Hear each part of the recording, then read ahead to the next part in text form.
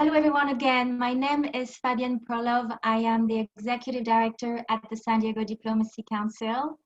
A special thanks to individual, academic, corporate members who are joining us today. I know there are a few, so thank you again.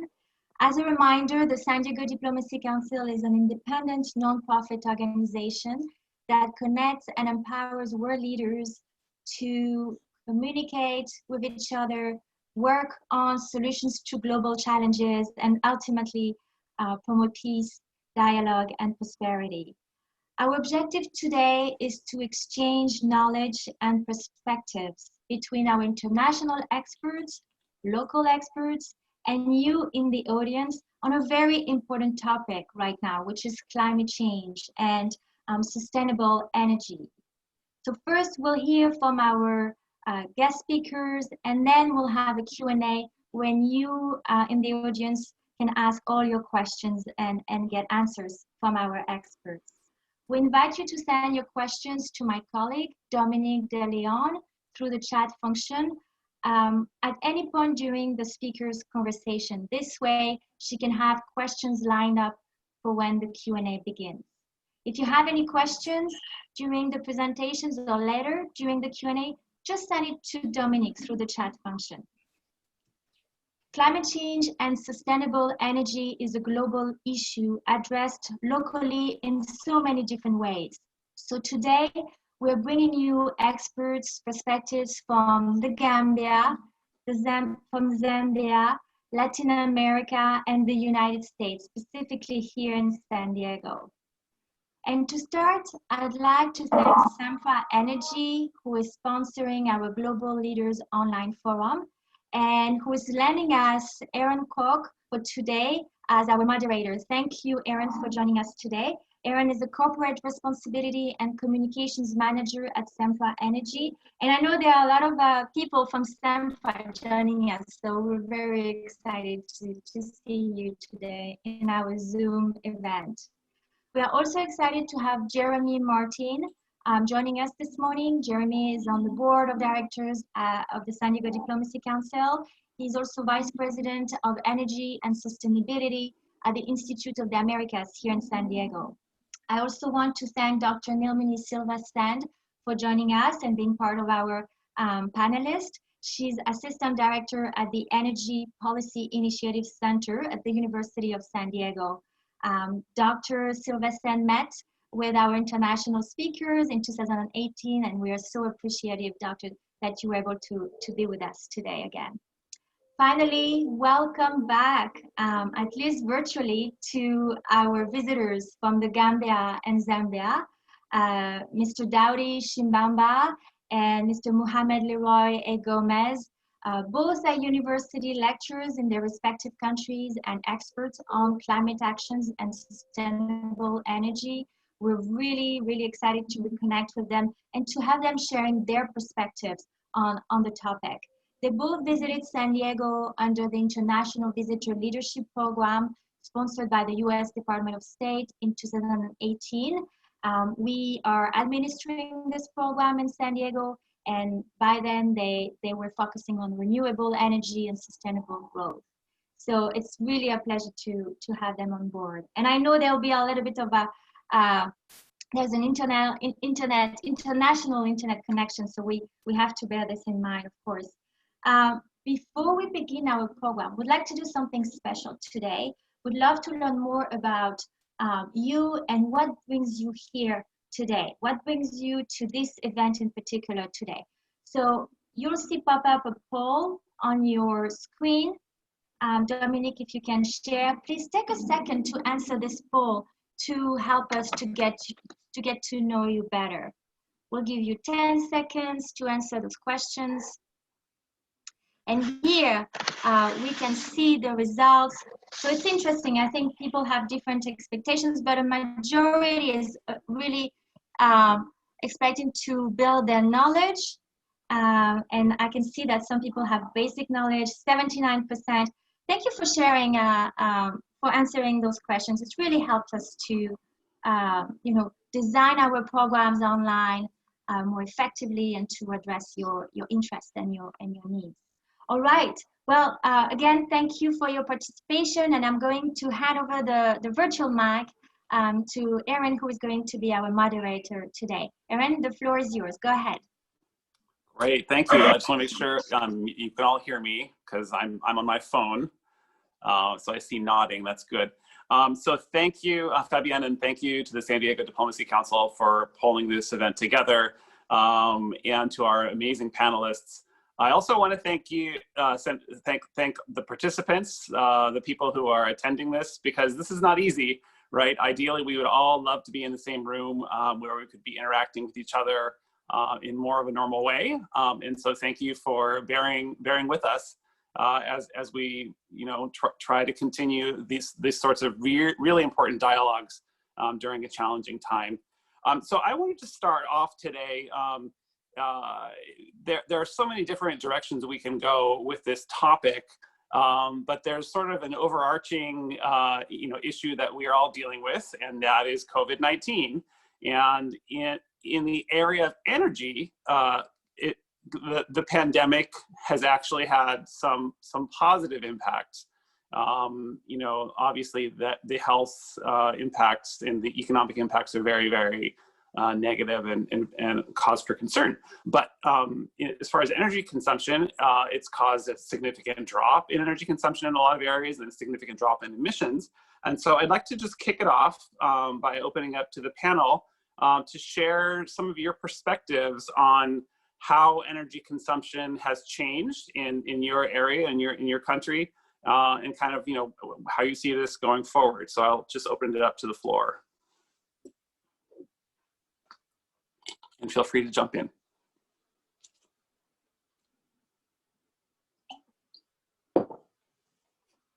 Since you said jump in, I'll take the first shot. And so I work in California, in San Diego, and when this COVID started, since we do a lot of work on greenhouse gas emissions and energy, I started actually tracking the transportation-related emissions by tracking the vehicle miles traveled, which came from GIS data that a company was compiling and made available for free. So I was able to see that in March, as soon as the shutdown started, not so much when the governor declared an emergency for the whole state, but when things started shutting down businesses, we saw the vehicle miles traveled drop within 2 weeks or 3 weeks by about 80%. And that kept going. It didn't make much of a difference for a long time until they started reopening here in May. So it went down to about 30%, 25, even less, 25% of the original amount of driving. That means there was a huge drop in the amount of gasoline sold. And that was our biggest observation. That's amazing. Yeah, and I'm sure we've all seen that as well. How about some of our other panelists? What have you witnessed or what have you heard?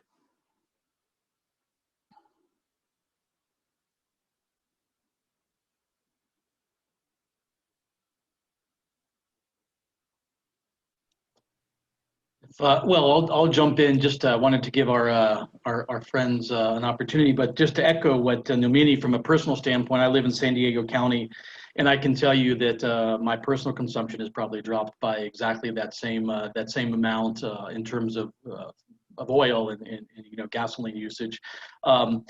So I look at Latin America and the Institute of the Americas. We're focused on what's going on, and I'm personally focused on energy policy developments and obviously in this topic today of climate change and sustainable energy. And so I think what has been remarkable to see, as Neil Meady mentioned, you've seen this across Latin America as well. And much of the attention has indeed been on the drop, the free fall in oil consumption, and just an enormous, something globally on the order in March, April, May of 20 million barrels a day drop off in consumption. A lot of that's come back, depending on who you talk to, anywhere from 85 to almost 90% recovery in terms of of global oil demand. Still off, and I think a lot of that has to do with particularly air travel. Air travel is way down still. But interestingly, the other side of the coin is the electricity consumption, right? And I think the lockdown measures in many countries in Latin America had a similarly huge impact on electricity consumption. And indeed, if you look at some analysis we did in Argentina, depending on the economic segment, anywhere from 18 to 34% reduced consumption of electricity. You know, so an enormous, and like you said, Nomini, it was a free fall in oil, and it was a free fall in electricity consumption as well. And so if you extrapolate from Argentina and look at many of the other countries where pretty significant lockdown quarantine measures were put in place, you also saw a corresponding downturn in particularly industrial consumption, while certain segments of the economy were literally closed. So I think the impacts, the recovery is still in question. There's still a huge debate as to the timeline and pace of recovery. I don't think anyone who's really analyzing this suggests that there's a V recovery underway. I think it's a slow, incremental recovery. Oil markets are creeping back. Prices are still low, historically speaking. And electricity consumption now is starting to squeeze out on economic projects. So I think we're in the beginning of recovery, but we still don't have a good sense of timeline as to when things will return to sort of what maybe you could call a pre-pandemic level. Definitely. And I want to get back to the electricity consumption topic in just a second, because we had a question from the audience on that. But Dr. Silvacend, I think you had a question for Mohamed Leroy Gomez regarding low oil prices and kind of the impact on things in the Gambia. Do you have that question handy and want to ask it?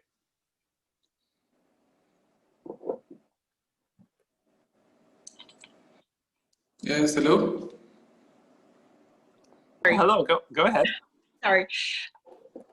Hi. Do Okay. I answer the question, or should I allow Dr. I have a question for you.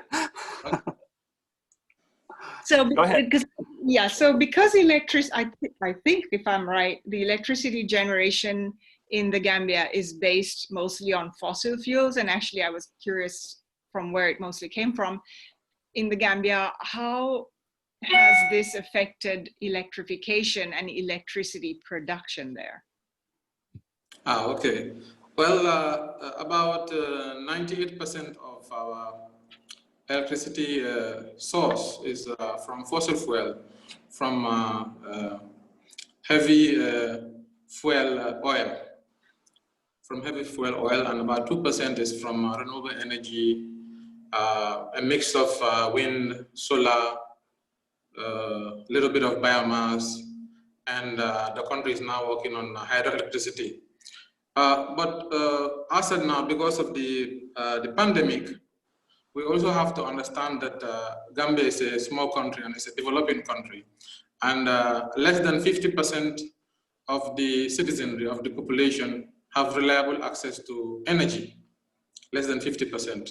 So this is a big challenge for the government, and the government is working through various means through the Gambia Electricity Restoration and Modernization Project, and also through the OMVG project, that is the Gambia River Basin Development Organization Energy Project.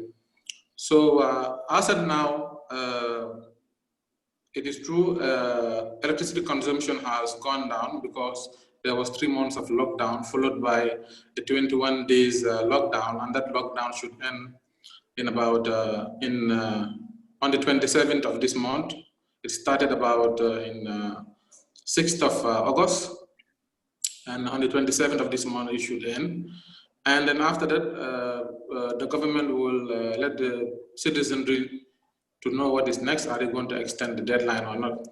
So electricity consumption basically on from the tourism area, because we heavily rely on tourism. About 12% of our GDP comes from tourism. So it has really affected a lot of industries as well as other parts of the world. So our electricity consumption has gone down, and also the reliability also. We have also realized that in some places there have been some blackouts for hours, and sometimes even for more than a day. So could you imagine? So being in the developed part of the world, if there's a blackout for a day in a particular area, you can just imagine the amount of challenges that will be there. So really it has affected the economy, but most of the oil that we import come from, of course, other countries like Nigeria and some other countries, and also some other companies. But then again, we have realized that that is also not sustainable. Going into the Sustainable Development Goals, especially Goal 7, that is the access to affordable and clean energy. And then working towards the target of 2030. So we now have basically 10 years to meet that. So the government is working through various platforms, strategies, plans, programs, and projects to ensure that that is achievable. So the government plans to achieve 40% of renewable energy. So out of the 100% of energy that we are using, 40% should be from renewable energy by the year 2030. That is in 10 years' time. And how is that going to be achievable? Right. Part of it is from the OMVG project, and then the OMVG project, the support is coming from the African Development Bank, and also the World Bank, and also some other developmental partners. And 4 countries are benefiting from this project, that is the Gambia, Guinea-Bissau, Guinea-Conakry, and also Senegal. So by 2030, the country is expecting about 50 megawatts from solar, 50 megawatts from solar, 20 megawatts from wind power capacity, wind energy, and also 44 megawatts from hydro capacity. 44 megawatts from hydro capacity, mainly from the OM project. Yeah. So Mohammed, I want to give our other panelists a chance to talk about this as well. But it sounds like you are seeing some drop in consumption. At the same time, you also have some pretty bold goals as far as increasing renewable energy and decreasing your emissions. I wanted to see if we could go to poll question number 2 to keep the audience involved, Dominique. And these are some questions kind of connected to what Mohamed Leroy Gomez was just talking about changes in consumption and kind of your own personal habits. So let's put that up and see if folks can answer that.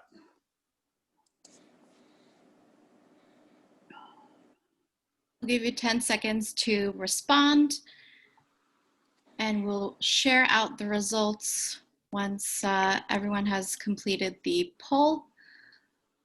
Looks like I'm immediately seeing 31% say yes to question number 1. I'm going to go ahead and close the poll in 3, 2, 1, and share out the results. So if you want to take a look at that, and Aaron, and if you have any additional comments. Second question looks like decreased for question number 2. Wow. That's very interesting. So I want to kind of move the discussion. Let's think beyond the pandemic, which we're all hoping will come sooner rather than later. But maybe it's in 2 months, maybe it's in 2 years. After this is all over, what do our panelists think will happen to the energy consumption? Are we going to go back to where we were? Will it be a little bit lower? Will it be dramatically lower, and why? It'd be really interesting to hear some thoughts on that. Doti Shabamba, we haven't heard from you yet. Do you have a perspective you'd like to share on kind of post-pandemic energy consumption connected to emissions?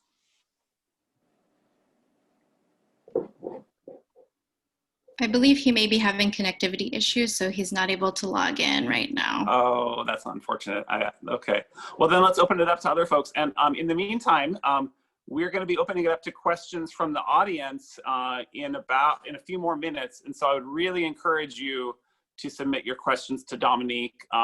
We don't want to just guess what you want to hear. We would like to answer directly what the questions that you have. And so please send those in, and we'll get to those pretty quickly. But just opening it up to the panelists, what's looking into your crystal ball, what's the future of energy consumption and sustainability after the pandemic?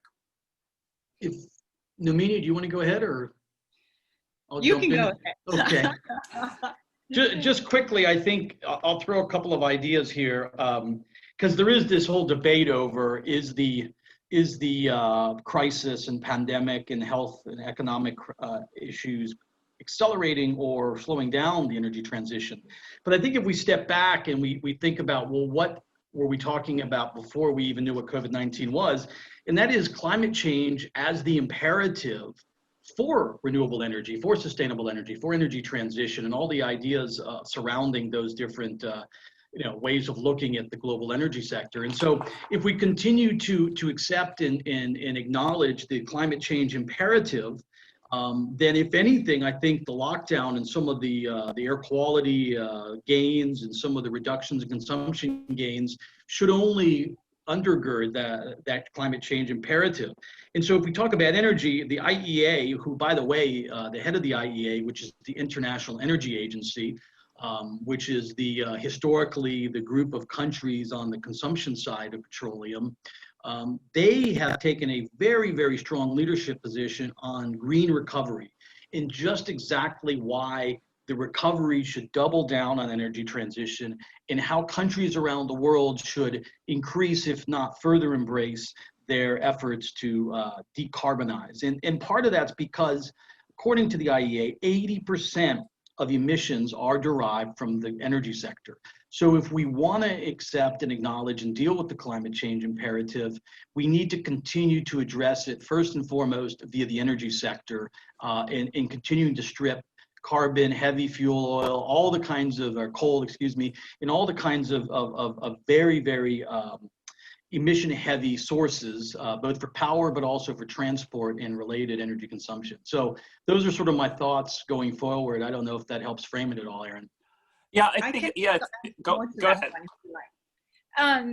So I can give you two examples. So one is in the San Diego area, in California. There's a lot of thinking around how we can keep the transportation gasoline use down, because it turned out that many people could work from home, whereas before we were really struggling with the climate action plans and trying to get people to work from home who could.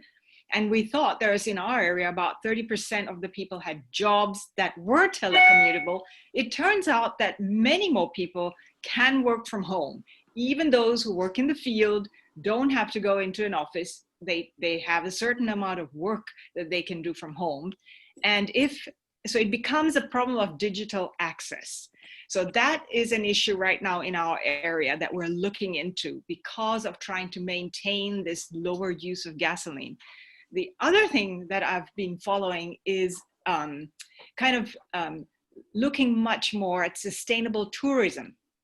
So trying to use this moment to not go back to the mass kind of tourism, which has huge impacts on the countries where that happens, and trying to pivot off of it to develop a gentler sort of tourism. So those are two things I've heard as a result of this COVID that people are thinking about.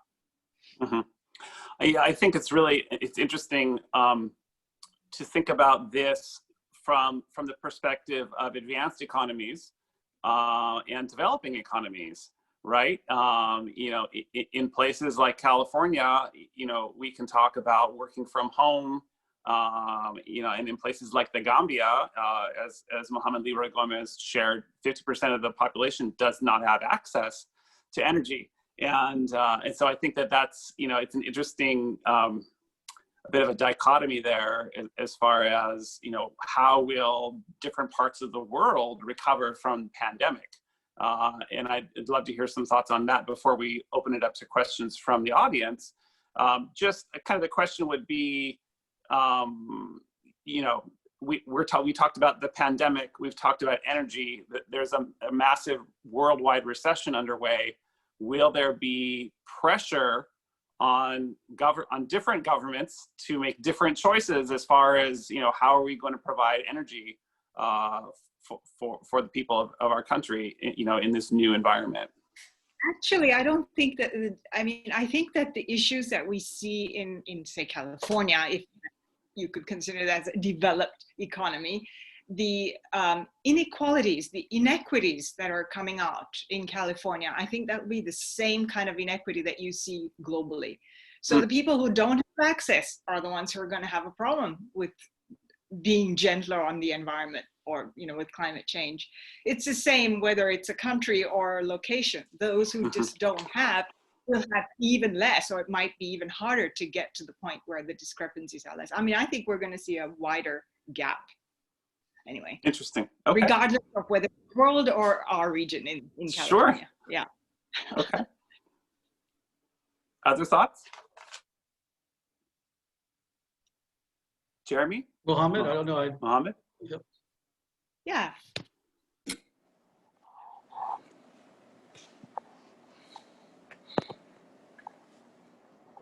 Well, basically, the COVID-19 situation, I believe that in every bad thing that happens, there must be some elements of good things. I'm not saying that I'm an optimist, but then I believe also this pandemic also gives us also opportunities also to be more committed also in ensuring that we have a more diversified energy mix, not only to depend on fossil fuel, but also to see ways of also investing in also renewable sources of energy. So I believe after the pandemic, there are a lot of challenges, but also after the pandemic, we will move out of this pandemic, and then I believe we will be stronger and hopefully better. But there are also opportunities also in terms of investments in renewable energy and in ensuring that we also use energy also more sustainably. I believe this is an opportunity, and then we have to look beyond the setbacks that we are now facing, and then look at how to tap into those opportunities and also work on those opportunities. Great. I would just throw in a couple of, I mean, to echo the point of inequality, and I think unfortunately what we've seen with whether it be the economic or the health side of these crises, it is further deepened some of the inequalities. And when we look at Latin America, inequality is one of the, if not the most critical issue that the region has never been able to truly overcome. I mean, there's been some gains and there's been some examples of positive steps forward, but overall inequality is huge. And I think when you think about how this crisis or the combined crises will impact Latin America, that is certainly going to be something. And of course, that then, of course, has a straight line to economic opportunity and employment. And Latin American countries, generally speaking, entered this 2020 crisis in a worse position. If we sort of talk about fiscal stability, Argentina was in crisis economically, or Mexico was not doing so hot. Brazil was underperforming, et cetera, et cetera. So they entered this crisis in already a delicate economic condition. And so I think the recovery is going to be extremely difficult, which leads to 2 points. One is, how is it going to be financed? Where's the money going to come from? And so if we preach a green recovery, how are advanced economies going to support a green recovery? And how does a green recovery address inequality and energy poverty issues that have been alluded to and talked about here? And this is critical, right? And I don't think we have exactly the answers yet. There will need to be an enormous amount of money. There's already been, I think the IMF talked about, I had a number somewhere here, it's like as of June, $9 trillion, when you sort of gather up all the different fiscal stimulus and money that's been directed at getting through the crisis, not even talking about recovery. So where's the money going to come from? How is it going to be translated into economic opportunity, equal opportunity? And then to your last point, Aaron, about, well, what do different markets do in terms of their policy drivers for recovery? And I think it's going to be very much predicated on their resource profile. And I think we've already seen, for example, in certain countries in Latin America, a little bit of a move backwards if there is oil and gas opportunities, and dependency on fiscal revenues, oil and gas taxes and royalties. You will see perhaps those countries doubling down on those sources of energy and income, frankly. So it's going to be an uneven recovery. And I think in Latin America, the big challenge is if we want to help deal with climate change and we want to mitigate emissions and we want to have a green recovery, how are we going to finance it? Yeah, great thoughts. And we haven't even touched on the issue of the growing trend in some countries towards nationalism and focusing only on your country versus the fact that greenhouse gas emissions don't respect international borders. They go where they need to go. So and that's, I know, also a major issue in South America and many parts of the world. So we're about halfway through, and I wanted to start opening it up to questions from the audience. And I have one that is sort of connected to what Jeremy was just talking about as far as policies. It's from Paul, who's a student at UCSD. He asks, other than time of use, are there mechanisms to promote predictable residential consumption of electricity? And I think his thinking is, during this pandemic, people are working from home. How can we kind of, smooth out that demand to make it more predictable? I can give it a try. All right. We are already seeing the confluence of the residential electricity use with solar production. So that's a good thing. Whereas before we had it, residential peak was in the evening, and that is a problem when the sun goes down and everybody's using more electricity. And we have this big move in California, at least, towards electrification. If that had continued, we were still going to have issues because of the solar going down and wind coming up a little bit in the evening. So that way, the residential energy use, I think we can, hope that we can somehow increase our solar use during the day and not have to offload or shed load during that time. That's for residential. That's about all I can say. Yeah. You probably have something to say because you are from the energy world. Well, I do, yes. And I would kind of add to that point, the point of solar. I think, and there are probably members of the audience who could speak to this more eloquently than any of us. But I think the integration of residential solar and of residential storage, which may take the form of your electric vehicle parked in your garage that's fully charged. I think finding ways to capitalize on those sources of energy can potentially smooth out the demand. Use your solar panels, charge up your battery in the middle of the day, and then 5 p.m. as the sun is going down, use that energy to run your air conditioning. So that's just that. I always joke that in the world of corporate sustainability, we know just enough to be dangerous. So. There's a little tidbit there. Any other thoughts? Any other ideas on this? How to smooth out the residential consumption? If not, we can go to our next question. And please keep the questions coming. So this is a question for Mohammed. How has your professional exchange experience as an IVLP participant impacted your work and life? I believe that was a wonderful opportunity and an amazing experience. We were exposed to, the cutting edge of technology in terms of investment in renewable energies, be it solar, geothermal, wind energy, hydroelectricity, etc. So it was a very good experience, and we were able also to interact as colleagues, as friends from various African countries also. So coming back to the Gambia, I shared my experience with some of my colleagues and also with some people also and some stakeholders. in the form of raising awareness, in the form of sensitization. And of course, also, as I earlier mentioned, that less than 50% of the country have access to reliable energy.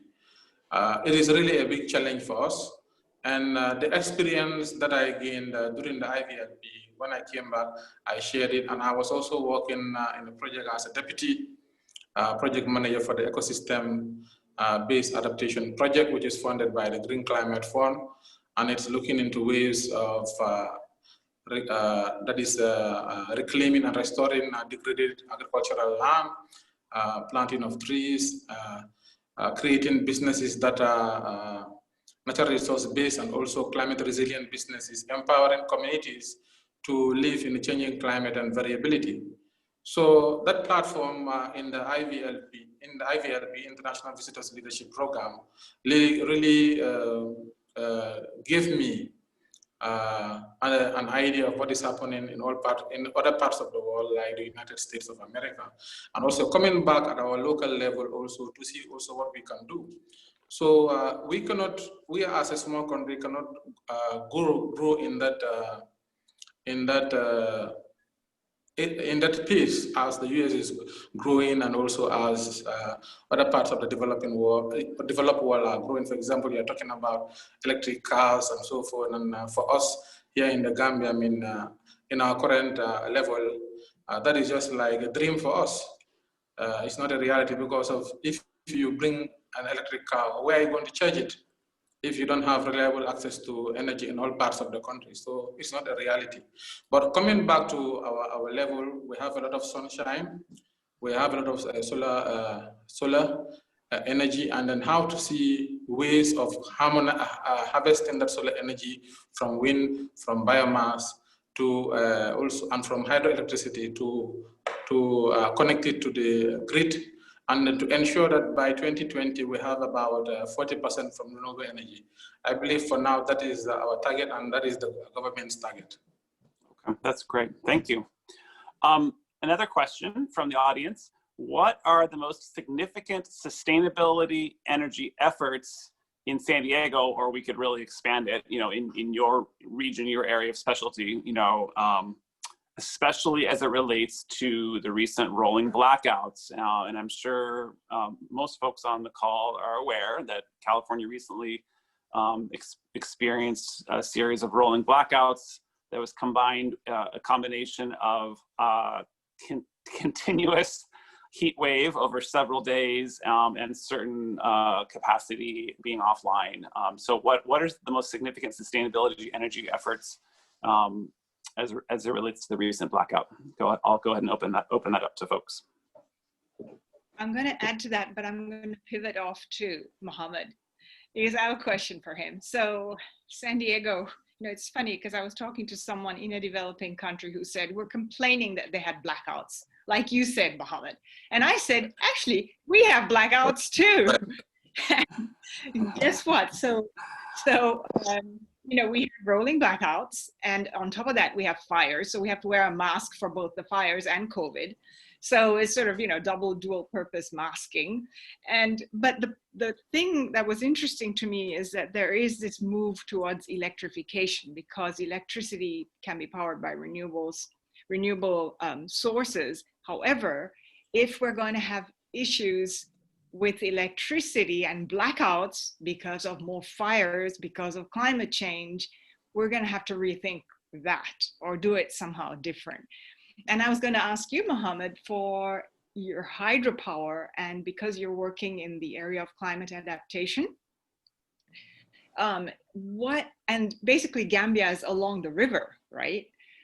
What are the impacts expected of climate change in the next, 30, 40 years on that river, and also the sea level rise? Can you talk a little bit to that? Thank you. With regards to climate change and sea level rise, studies were done by Brown et al. In 2011, and there were projections that if there is a 1 meter sea level rise by 2100 or before that, the whole capital city of Banjul will be inundated with water. because the capital city of Banjul is in it's on an island, and certain parts of the island are a little bit below sea level. So with sea level rise, you have also salinization, that is salt intrusion into the river Gambia. And then as there is salt intrusion also, you also have some horticultural activities that are happening along the coast and in the coastal areas, and also some agricultural activities. So, and they are using local wells to water as a form of irrigation. So with sea level rise, with climate change, there will be more salinization of those wells, salt intrusion, which will also threaten agriculture, production, which will also threaten our food security also. But not just for the river Gambia. For example, if you are entering into the river Gambia from the Atlantic Ocean, the water at that level is salty. Meanwhile, if you are going deep of some kilometers down, it becomes brackish. That means a mixture of salt and fresh water. Now, from Central River region, from Kuntaur region, from Central River region, going up to the Upper River region, you have fresh water supply. So depending on the time of the rainy season and also the dry season, there is a change. But then again, with sea level rise, with climate change and climate variability, obviously there will be sea level rise and also salt intrusion, salinization, and also threaten of also a threat with regards to our agricultural sector and also food security. Apart from that, also we have 5 hazards that are at risk, that are a threat to the country. One of them is drought. The second is flooding. The third is exacerbated coastal erosion.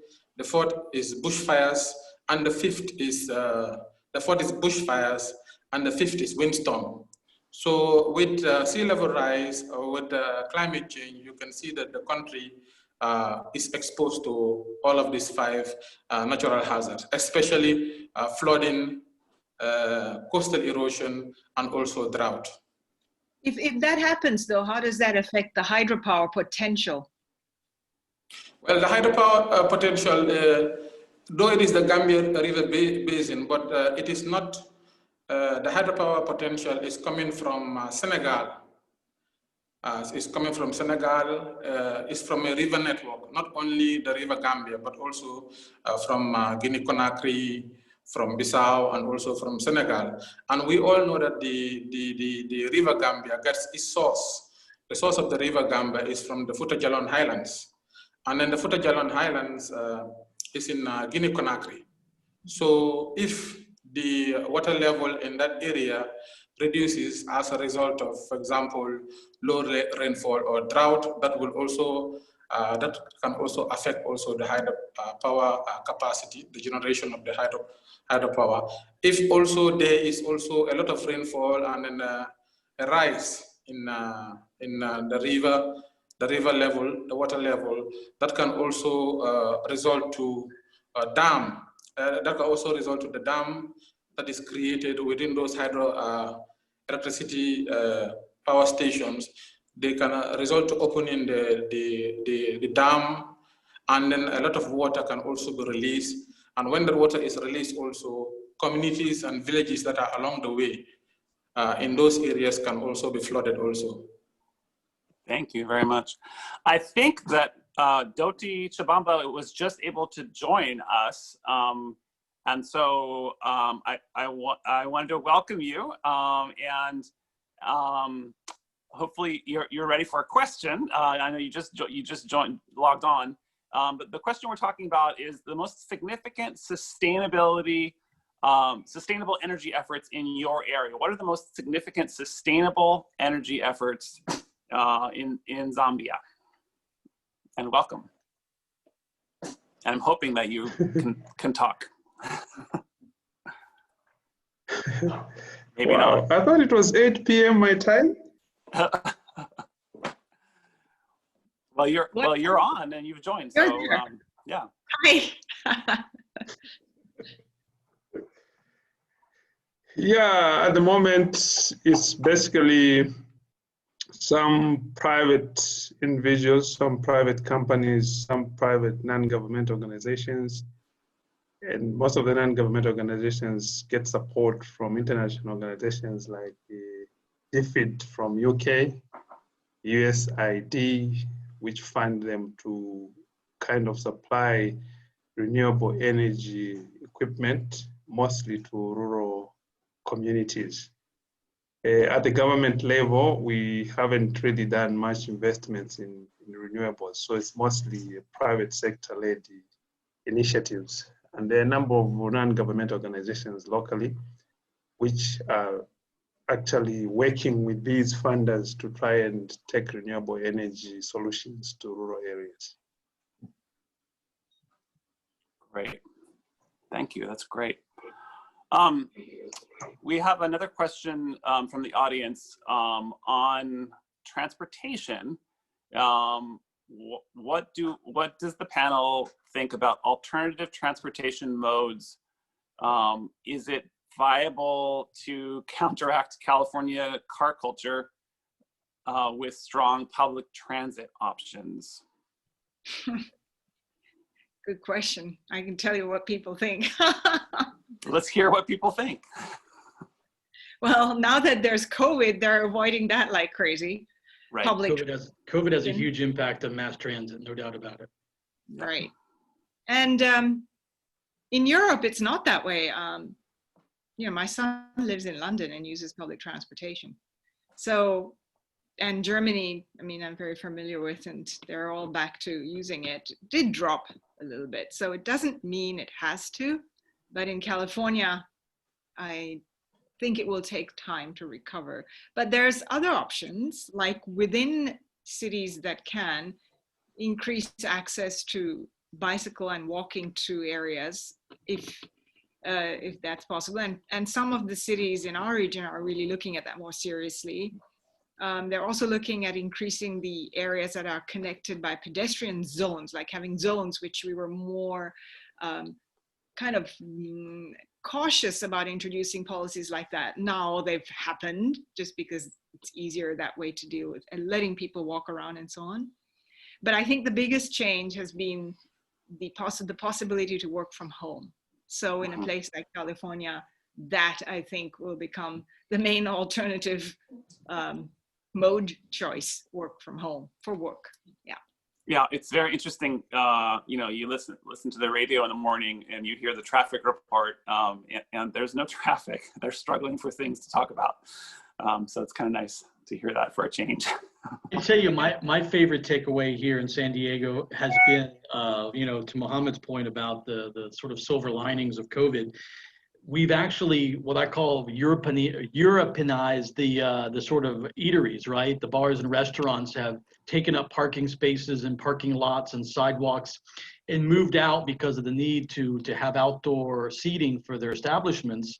And we've created, whether it's by policy or de facto, these walkable, pedestrian-friendly, leave your car at home communities, right? And so what I think is fascinating is how sometimes we try and devise the most sustainable city policies and approaches, and then out of this shock from COVID, we've now created what I would suggest in my neighborhood in North County, San Diego, is a much more pedestrian-friendly, leave your car at home environment. So I think that's notable, and you know, obviously that's temporary at this point, but let's hope it continues for a longer period of time.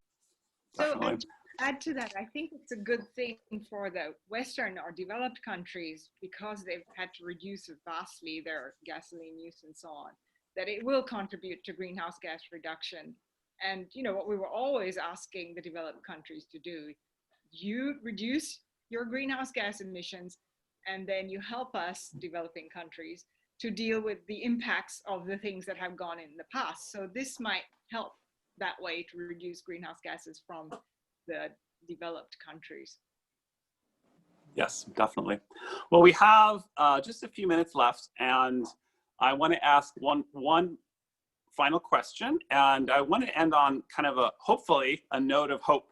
And I'd love to hear from each of you briefly, because we only have a few minutes left, what is it, as you think about sustainable energy and the need for climate action, what is it that gives you the most hope, the most optimism for the future? I'll start to give you all time to think about your answers.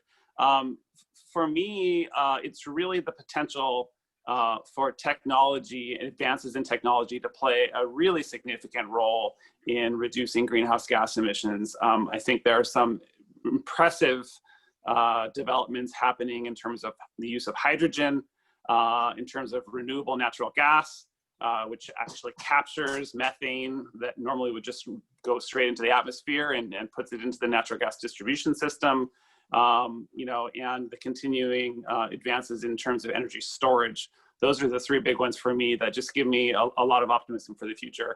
But I would love to hear from our panelists as well. And maybe let's start with Doti, if you're still connected to us.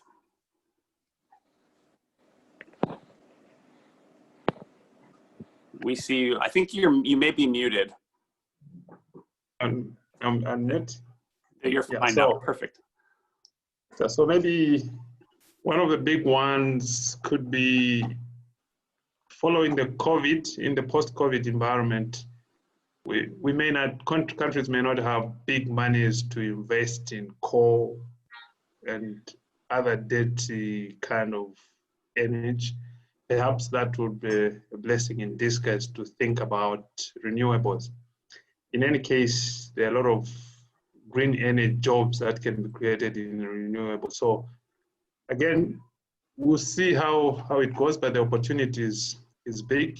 But of course, again, it will hinge on what progress we make on the Paris Agreement. Yes. So far, it's still hanging in the balance. If US comes on board, hopefully, I think we still have a great opportunity in the Paris Agreement. But what I see is, I think monies will not be easily available post-COVID. Most of the economies will take a long time to recover, and perhaps there will be no big appetite for big energy projects like coal, even hydro to some extent, even though hydro is good. That could create an opportunity for mini grids, for example. If you compare a cost of doing a whole dam or a whole coal plant to mini grids, perhaps that would be some kind of initiative or appeal for clean energy investment. Very, very nice. Excellent. No, that's definitely a reason for hope. Mohamed Leroy Gomez, briefly in a minute or so, what gives you the most hope looking to the future as far as sustainable energy? Well, as far as sustainable energy is concerned, particularly in our part of the world, the developing world, and Gambia in particular, we can see that the government is committed. But apart from the commitment of the government and also the technologies that are available in terms of renewable energy investment, I see that young people are really interested in taking care of their environment. Currently in the Gambia, the biggest population are young people, millennials, and people who are below 35 years. So, and then they are really concerned about the environment, and then they are really concerned about climate change and also about their future. They are not just concerned about development for today, but development also that caters for tomorrow. So if we're looking about the sustainable development, it's basically three things. You have sustainable growth, you have social inclusion, and then you also have environmental protection. So sustainable growth, that is economic growth, social inclusion, and environmental protection. And then the fourth component is the technological aspect of it. So the young people are really concerned about the environment, concerned about climate change, concerned about the future. They don't just want to leave things to the old guards who are in power. They want to be part of also the decision making. They also want to be part of the change that we all desire to see, the positive change that we all desire to see. And because of this enthusiasm and because of this awakening, I am hopeful. Excellent. Wow, that's giving me hope as well. That's great. Jeremy Martin, what gives you hope? What gives you positive vibes, since this is California? A good cup of coffee every morning gives me a lot of hope. Me too.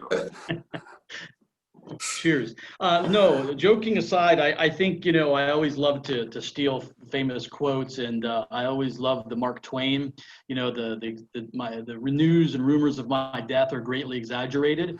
I would say that's the case with energy transition and renewable energy deployment. I think the news and rumors of the death or huge slowdown of energy transition and renewable deployment are not exactly correct. And why? And you hit on part of it, and that's technology. I would add to that innovation. So I would say innovation and technology is always reason for hope, right?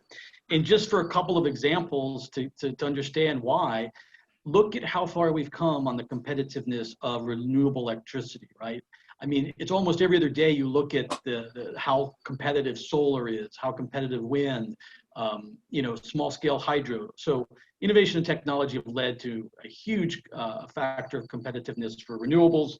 Demand side management. I think a lot of what we've seen here in California the last few weeks could have been better managed if we had embraced more innovation and technology on demand side management from the grid, right?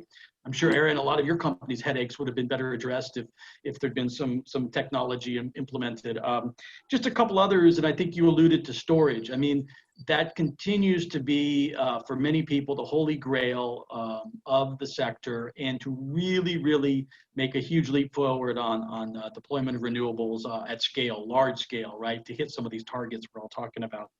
And the final point is I think we do need to continue to embrace the complementarity of natural gas, cleaner natural gas, with renewables, whether it's a system that's hydro-based and wind and solar, and then, you know, incorporate more and more distributed energy resources so that the demand can be managed more locally. So I think innovation and technology can hit all of that, and it already is.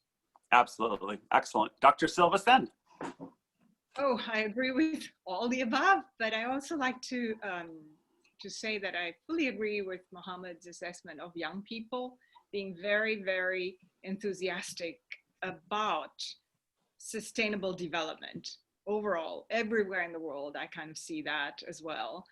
And I would like to say that I think what the COVID experience has shown is that the developing countries are actually quite resilient.